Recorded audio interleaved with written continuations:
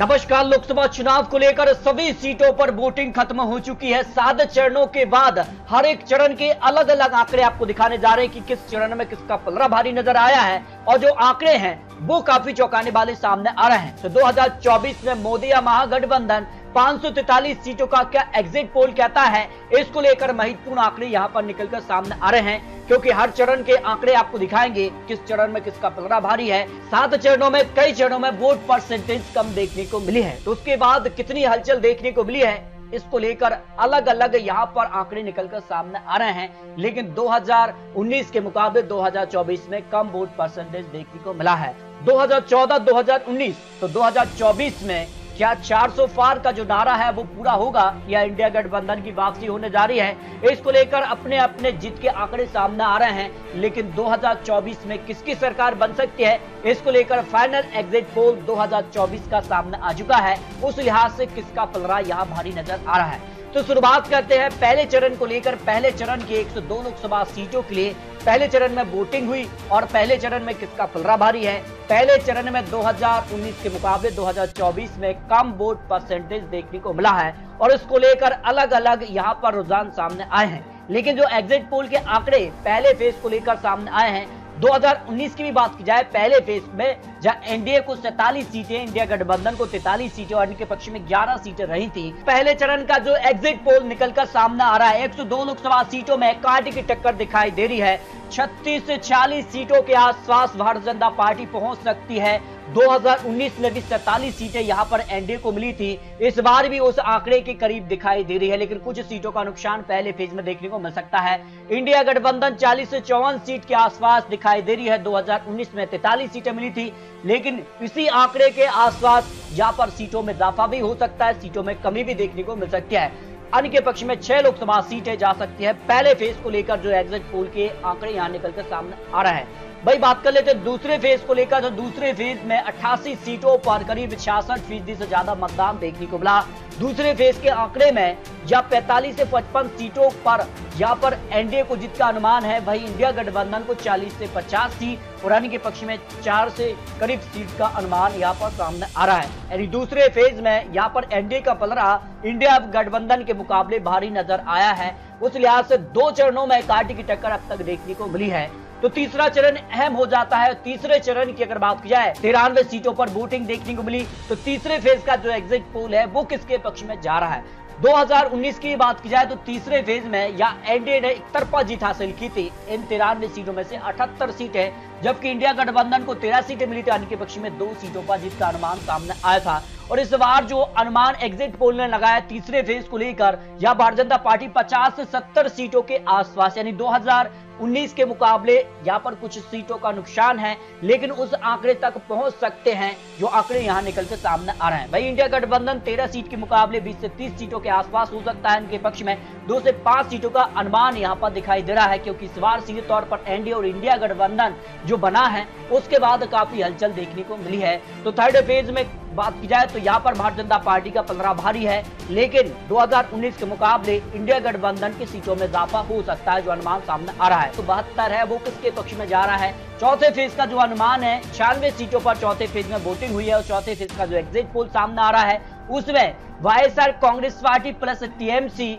करीब यहाँ पर जो है 15 से 20 सीटों के आसपास अन्य के पक्ष में सीटें जा सकती है। कुछ सीटें कम यहाँ पर दिखाई दे रही हैं जो एग्जिट पोल का अनुमान सामने आ रहा है। यानी 15 से 20 सीटों के आसपास टीएमसी प्लस वाईएसआर प्लस अन्य को यहाँ पर शामिल किया गया है, तो आ सकती है। कुछ सीटें कम हो रही हैं। इंडिया गठबंधन 32 से 42 सीटें इन 96 सीटों के अनुमान में, जबकि बीजेपी यहाँ पर भी बढ़त बना रही है 40 से 45 सीटों पर एग्जिट पोल के अनुमान से। यानी चौथे फेज को लेकर कांटे की टक्कर यहाँ पर दिखाई दे रही है। इंडिया गठबंधन और भारतीय जनता पार्टी के बीच यहाँ पर चौथा फेज अहम माना गया था। और 5वें फेज को लेकर अगर बात की जाए तो 20 मई को वोटिंग हुई थी, और 5वां फेज इसलिए भी महत्वपूर्ण है क्योंकि 5वें फेज की 49 सीटें अहम थी। और ऐसे में 5वें फेज का जो एग्जिट पोल सामने आ रहा है उसको लेकर भारतीय जनता पार्टी को 25 से 35 सीटें, इंडिया गठबंधन को यहाँ पर करीब 15 से 25 सीट और अन्य के पक्ष में 5 से 7 सीटों का अनुमान सामने आया है। यानी 5 फेज के आंकड़े अब तक दिखाए हैं। हर एक फेज में यहाँ पर कांटे की टक्कर है, लेकिन कुछ फेजेस में भारतीय जनता पार्टी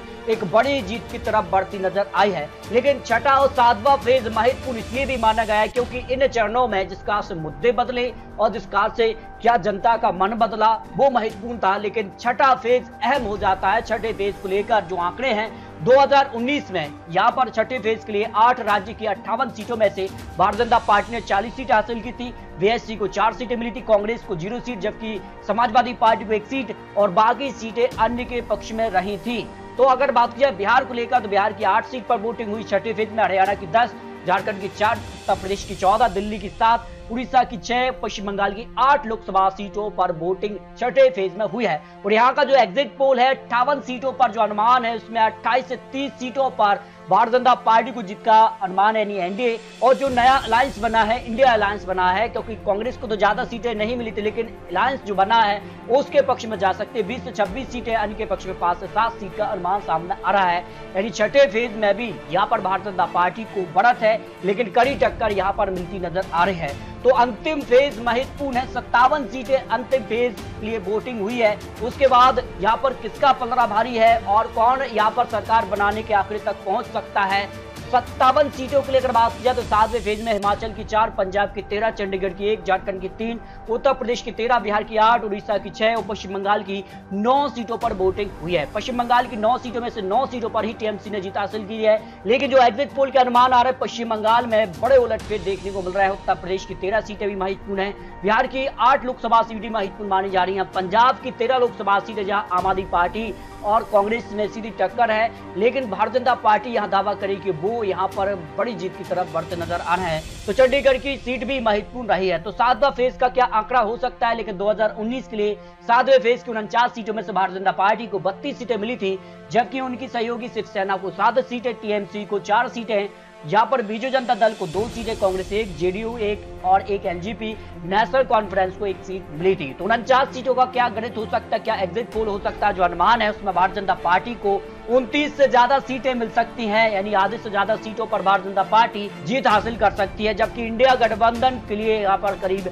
22 सीटें के आसपास सीटें मिल सकती हैं, यानी कि पक्ष में 4 से 5 सीटों का अनुमान 7वें फेज को लेकर लगाया गया है। तो इस तरह से अगर बात की जाए तो सभी 543 सीटों पर जो एग्जिट पोल का आंकड़ा सामने आ रहा है, एग्जिट पोल के हिसाब से अगर बात की जाए तो एनडीए दोबारा सरकार बनाने जा रही है, यानी एनडीए हैट्रिक की तरफ बढ़ती नजर आ रही है। जो पूर्ण बहुमत का आंकड़ा 272 है उसको एनडीए पार करता नजर आ रहा है। 290 से लेकर 340 सीटों का अनुमान एग्जिट पोल के हिसाब से लगाया जा रहा है। जबकि इंडिया गठबंधन भी 180 से लेकर 230 सीटों के आसपास है और अन्य के पक्ष में 30 से 40 सीटें यहाँ पर आ जाती हैं। अन्य में ममता बनर्जी और अन्य पार्टी है। इसके अलावा अगर बात की जाए तो क्या बहुमत का आंकड़ा इंडिया अलायंस के पक्ष में भी जाएगा, क्योंकि माना जा रहा है एग्जिट पोल का जो अनुमान है अंदरूनी तौर पर बात की जाए तो यहाँ पर 40 से 50 सीटें ऐसी है जहां पार्टी की टक्कर है, हार और जीत के बीच कम अंतर है और वो सीटें किसके पक्ष में जाएंगी वो निर्णायक है कि किसके सरकार बनने जा रही है 2024 में, ये काफी महत्वपूर्ण हो जाता है। तो 4 जून का इंतजार सभी को है। 4 जून के लिए सभी 543 सीटों पर तय हो जाएगा 2024 में मोदी हैट्रिक की तरफ या फिर इंडिया गठबंधन की वापसी होगी। इसके अलावा अगर बात की जाए तो पोल ऑफ पोल्स यानी एग्जिट पोल भी सामने आए। कई बड़ी एजेंसियों के आंकड़े हैं 543 सीटों के लिए। उसमें इंडिया न्यूज के हिसाब से एनडीए को 371 सीटें मिल रही हैं, इंडिया गठबंधन के 125 सीटें, इनके पक्ष में 47 सीटों का अनुमान है। जन की बात की अगर बात की जाए एग्जिट पोल का अनुमान जो पोल ऑफ पोल्स का है उसमें 362 से लेकर 392 सीटें एनडीए को, 141 से लेकर 161 सीट इंडिया गठबंधन, 10 से 20 सीटों पर अन्य आ सकता है। जबकि न्यूज नेशन का भी यहाँ पर एग्जिट पोल है 342 से लेकर 378 सीटों पर एनडीए, 153 से लेकर 169 सीट इंडिया गठबंधन के लिए, 21 से 23 सीटों पर अन्य आ सकता है। रिपब्लिक भारत की अगर बात की जाए तो 368 सीटों पर एनडीए, 125 सीटों पर इंडिया गठबंधन, 50 सीटें अन्य के पक्ष में आने की संभावना है। रिपब्लिक यहाँ पर मटराइज की अगर बात की जाए तो यहाँ पर 359 सीटें एनडीए और 154 सीट पर इंडिया गठबंधन, 30 सीटों पर अन्य आ सकता है। इस तरह से अगर बात की जाए तो कई बड़ी एजेंसियों के एग्जिट पोल अभी भी आना बाकी है। इसके अलावा सी वोटर और एक्सेस माई इंडिया का सर्वे भी यहाँ पर जो है एनडीए की सरकार बनाने के आंकड़े दिखाई दे रहे हैं। तो इस तरह से अगर बात की जाए तो लोकसभा चुनाव 2024 में मोदी या महागठबंधन किसकी सरकार बनेगी तो 4 जून के नतीजे सामने आ जाएंगे। लेकिन लोकसभा चुनाव को लेकर आपको क्या लगता है, आप यह रख सकते हैं क्या 2024 में मोदी हैट्रिक की तरफ बढ़ने जा रहे हैं तो 400 सीटों के साथ, या इंडिया गठबंधन की वापसी हो सकती है तो कितनी सीटों के साथ, अन्य की क्या भूमिका होगी, इसको लेकर आप यह रख सकते हैं। मिलते हैं वो लेटेस्ट और महत्वपूर्ण विश्लेषण के साथ, तब तक के लिए जय हिंद, जय भारत।